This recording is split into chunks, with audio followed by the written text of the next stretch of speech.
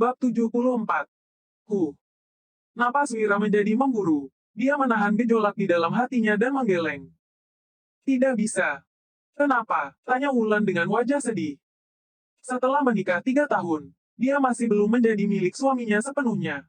Sebelumnya, mereka tidak berhubungan badan karena suaminya tidak sanggup. Tetapi sekarang suaminya sudah pulih. Wira mengedipkan matanya dan berkata, hal seperti ini seharusnya diajukan oleh pria.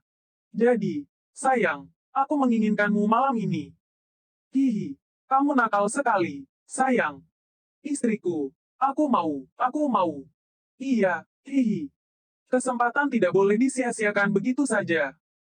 Keesokan paginya, meski tubuhnya lelah, Wira tetap melanjutkan latihan berdiri. Lantaran staminanya ini terlalu lemah, dia harus rajin melatih diri setiap hari. Wajah Wulan merah merona dan cerah bagaikan musim semi. Parasnya menjadi semakin cantik dibandingkan sebelumnya. Namun, dia berjalan dengan perlahan dan terkadang alisnya mengernyit, seolah-olah merasa tidak nyaman di suatu tempat. Wulan, seharusnya rambutmu diikat. Koki di kantin yang sudah berpengalaman mulai menggodanya sambil tertawa. Wajah Wulan memerah. Dia segera masuk ke dalam rumah dan menyembunyikan kepalanya di bawah selimut. Setelah semalam, dia benar-benar mengerti bagaimana rasanya menjadi seorang wanita. Di luar pintu, Dodi yang telah berjaga di pintu depan semalam berkata dengan hati-hati.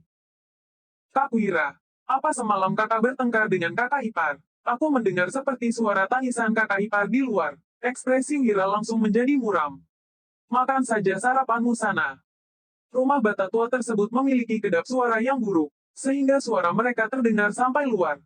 Mungkin tidak terlalu masalah bagi orang biasa, tetapi Dodi memiliki telinga yang tajam.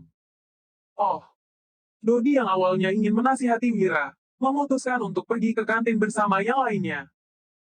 Di pedesaan seperti ini, suami memukul istri adalah hal yang sangat biasa. Dulu, dia juga sudah banyak mendengar rumor bahwa Wira sering memukul istrinya. Dodi, setelah kamu menikah nanti, kamu baru paham mengapa pria memukul wanita hingga menangis di malam hari. Melihat Dodi yang kebingungan, istri Surya tidak tahan untuk menggodanya. Dodi yang penasaran bertanya kepadanya. Kak, kenapa memangnya seperti itu? Makan saja, tutup mulutmu. Bibi Hani yang mengambilkan sepiring nasi, memelototi anaknya yang kebingungan itu dan berkata. Lain kali, kalau jaga malam di rumah Wira, tutup saja telingamu. Dengan polosnya, Dodi menggeleng dan berkata, tidak bisa begitu dong. Gimana kalau nanti ada penjahat yang datang dan aku tidak kedengaran? Bibi Hani menatap anaknya dan terdiam. Namun, tidak lama lagi rumah mereka akan selesai dibangun. Mungkin pada saat itu nanti dia akan sudah semakin dewasa. Saat ini, rumah Danu, Dodi, dan Sony sudah sedang dalam proses pembangunan. Mungkin akhir tahun mereka sudah bisa menempati rumah itu. Setelah rumah baru mereka selesai, kedua anaknya sudah punya tempat tinggal dan bisa menikah. Semua ini adalah berkat Wira. Dia dan Hasan bahkan rela mengorbankan nyawa mereka demi Wira untuk berterima kasih kepadanya. Desa Tiga Harimau di Gunung Harimau Hitam adalah sarang perampok yang paling besar di Kabupaten Uswal. Di tempat itu, tinggal 3 orang perampok yang paling dibenci di semua daerah di sekitarnya, yaitu Kadir, Heru, dan Jamal. Namun, kondisi Desa Tiga Harimau sangat bobrok. Di atas gunung terdapat lebih dari 10 bangunan yang dibangun dengan batu-batu yang reyot. Mereka membangun sebuah pintu besar dengan kayu yang sudah rapuh. Kemudian, di atasnya diberi tulisan. Desa Tiga Harimau.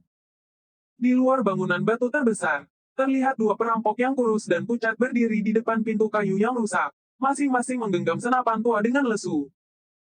Di dalam rumah, pemimpin perampok yang bernama Kadir sedang duduk di kursi besar yang dilapisi kulit harimau. Matanya yang tajam seperti pisau menatap seorang pria parubaya yang berpakaian mewah.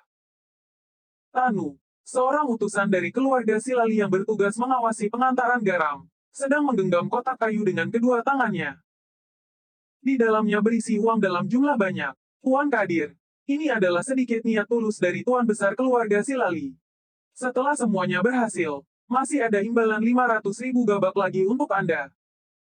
Kadir memicingkan matanya dan melambaikan tangannya. Tuan Besar keluarga Silali terlalu sungkan. Dia adalah kakakku. Sudah seharusnya aku membantunya. Mana bisa aku mengambil uangnya? Meskipun Tuan Kadir berteman baik dengan Tuan Besar kami, anak buah Tuan tetap perlu menafkahi hidup. Ini adalah sedikit niat tulus dari Tuan Besar kami. Jadi, mohon Tuan Kadir menerimanya. Dalam hati, Tanu mengutuk Kadir. Setiap kali bertemu dengan perampok ini, dia selalu saja memanggil Tuan Besar mereka sebagai kakak. Jika didengar orang lain, pasti akan salah paham bahwa hubungan mereka sangat dekat. Padahal, Tuan Besar mereka pernah diculik oleh perampok ini di gunung dan dia ingin sekali menghabisi para perampok ini. Dari luar, perampok ini tampak seolah-olah sangat setia dan baik. Sebenarnya, mereka adalah orang yang serakah dan tidak berbelas kasihan. Bersikap segan hanya demi menegosiasikan harga yang lebih tinggi.